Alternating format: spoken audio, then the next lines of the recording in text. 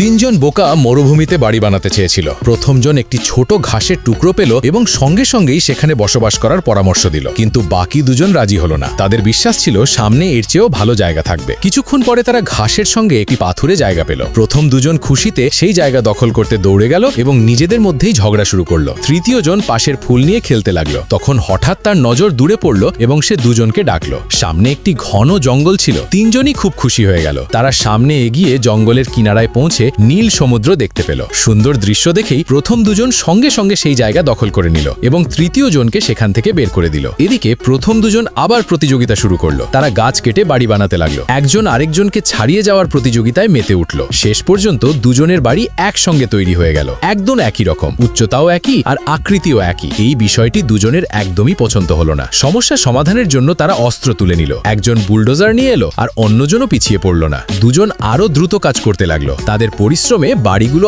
আরো উঁচু হতে লাগলো, কিন্তু জঙ্গল ধীরে ধীরে শেষ হয়ে যেতে লাগলো। দুজন নিচে নিভে দূর থেকে দেখতে লাগলো। রাগে তারা আবার প্রতিযোগিতা শুরু করলো। দূরবীন ছুঁড়ে ফেলে মেশিন দিয়ে আরো উঁচু বানাতে লাগলো, কিন্তু ততক্ষণে সব গাছ শেষ হয়ে গিয়েছিল। তখনই একটি সামুদ্রিক কচ্ছপ মাছের সঙ্গে সেখান দিয়ে যাচ্ছিল। তাদের মাথায় নতুন একটি আইডিয়া এলো আর তারা মাছ আর আবর্জনা দিয়ে বানাতে শুরু করলো। নিজেদের যন্ত্রপাতিও স্তূপ করে উচ্চতা বাড়াতে লাগলো, কিন্তু ঠিক তখনই তারা দূরের একটি পাথরের উপর তৃতীয় সঙ্গীকে দেখতে পেল। সে শুধু ফুলই চাষ করেনি, বরং নিজের পরিবারও গড়ে তুলেছিল এবং সুখে শান্তিতে জীবনযাপন করছিল।